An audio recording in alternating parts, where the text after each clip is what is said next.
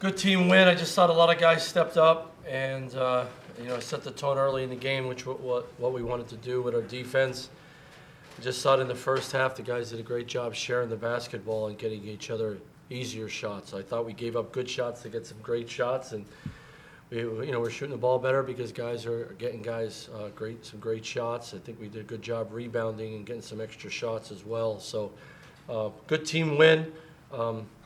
I wish we played better with the lead in the second half, but it's something we can grow from and work on. But I thought a lot of guys contributed, so it was a good A-10 win.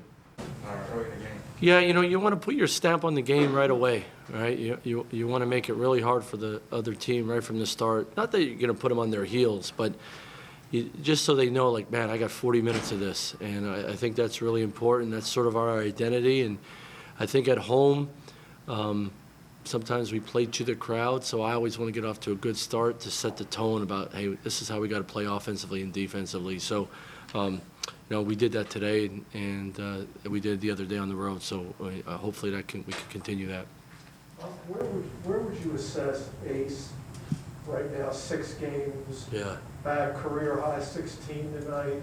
Career high 4 threes. Matched his career high in rebounds. Pretty complete. I mean, do you think he's all the way back, or still has a way to go? I don't.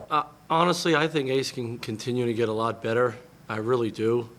But David, he's such a competitive guy. I think health-wise, he's getting closer and closer. But I don't think his injury negates his play because he's so competitive. So, the first day the first game he played when he got back, we limited him to 20 minutes, and he owned those 20 minutes because he's just so everyone asked me about Ace. I said, the best thing about Ace is his competitive spirit, and it carries over to his teammates. It's contagious. But he can also play, and you saw that today. So, but he's getting there. I don't think he's completely there. But he's a cerebral player. Like, he doesn't need to shoot the ball and have such a great impact. But now he is shooting the ball. The one thing I will say, the last 6 months, he couldn't do anything but shoot the basketball, standing in place. And I think it's really helped his form, his fundamentally shooting the ball. His release is better. He follow-throughs better. Sometimes he would hold the ball on his forehead. I think he really got that out of him. And he would go to the gym a lot once he was allowed to shoot in place and just stand there and shoot free throws and then start moving a little bit. And I think you see him shooting the ball. He wants to play all the time because he's so competitive. Well, for 6 months, he couldn't play. So the only thing he can do is get the ball in his hands and shoot, and I think it has helped him fundamentally shooting the ball. As a team from distance, you guys are shooting a lot better as well. Why do you think that is? Well, I think guys are just experienced, right? Getting reps, more comfortable. I think Ace has something to do with that. Ace and Vince share the basketball. I mean, let's call it as it is. Those two guys hit guys when they're open, and they're doing it more and more and better, and other guys are doing it now because those two guys do it. Those two guys play basketball the right way. And so when you're shooting more open shots, you're also shooting shots that's coming to you, not forcing it. And I just think we're sharing the ball better, without a doubt. And when you share the ball better, you find your windows when you can knock it down. And some guys are just more comfortable. Marcus Sahonis is more comfortable, so he's shooting the ball well, and other guys are as well.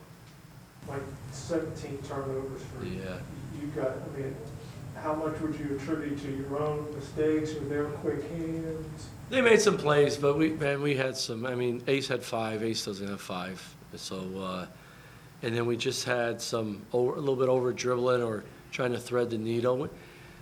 Human nature. When you get a lead, even at home, especially at home, when you get a lead, I'm going to go make a play instead of just play basketball.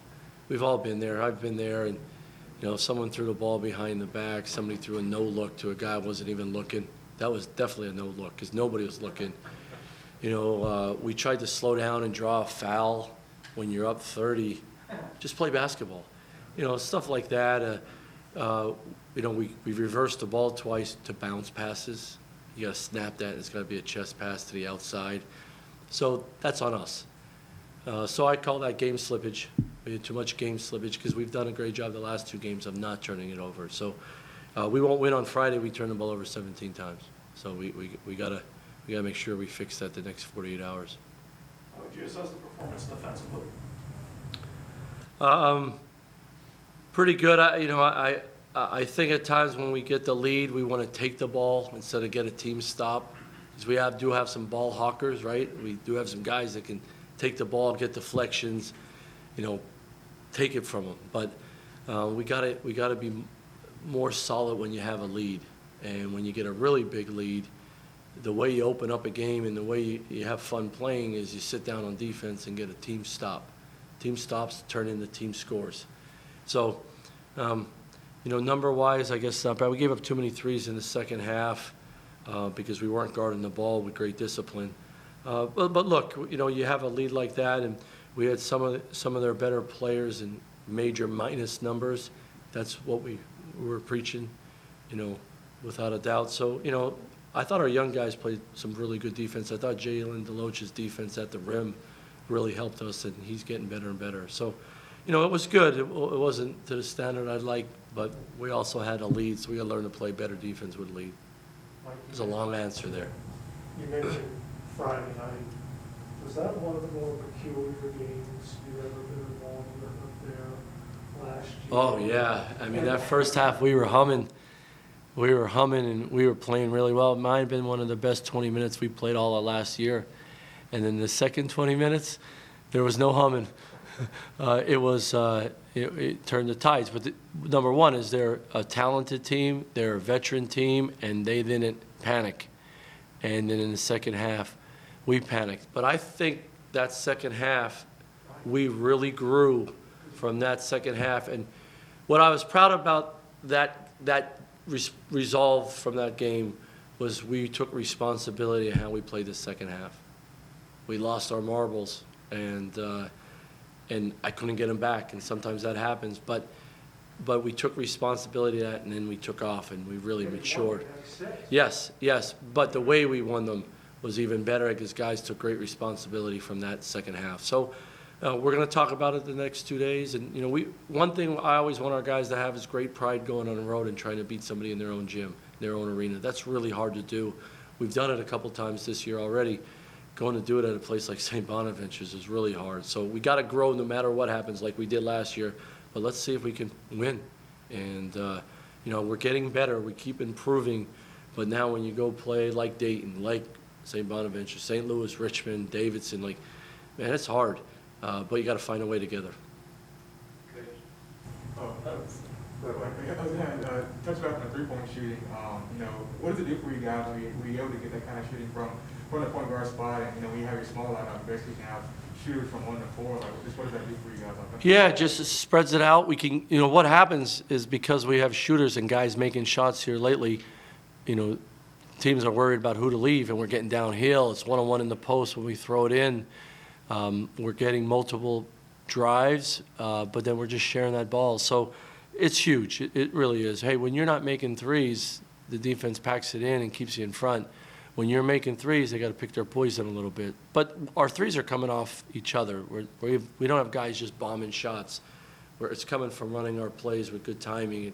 We're getting downhill, and guys are really sharing it. I thought some guys, like I said, gave up good opportunities to get a great opportunity, and somebody knocking down a three. Even with D-Mike back, you anticipate sticking with that lineup with Vince at the 4 to start, because of what that can do for you guys? Yeah, I mean, it's been a huge, it's huge right now. It's helped us because we have a point forward out there who's making threes and putting the ball on the floor and getting guys shots. Our numbers are better all across the board with him at the 4. So, the one thing is Levi gave us good minutes today, and he moved well, and he said he felt good after the game. So, and he throwing it into him, he's having a great year. But I want to make sure he's healthy too, to get him back to the minutes he's been playing. So, we got a lot of options, and you guys are playing the right way. So, Jalen and Haas and Mikkel, they're all playing the right way, and so that gives us that Army approach that could be a huge advantage moving forward. Quick question on PW. Banisol, Bishop, Lindo Jr., they got some guys with serious pedigree, both from high school and they played for some schools, but they've yet to really figure it out. but they have bucket hitters. How kind of scary was that coming into this? But then also, just as someone who's watched a ton of film on them, I don't know if you can answer this, but why do you think they haven't been able to put it together? Because they just have these pieces that. Yeah, well, number one, they're talented players, right? But just, Coach Nunley used to say, not everybody's ship comes into port at the same time. Some teams take longer to mesh, to figure it out than others. Look, your ranking has nothing to do with how you play in college.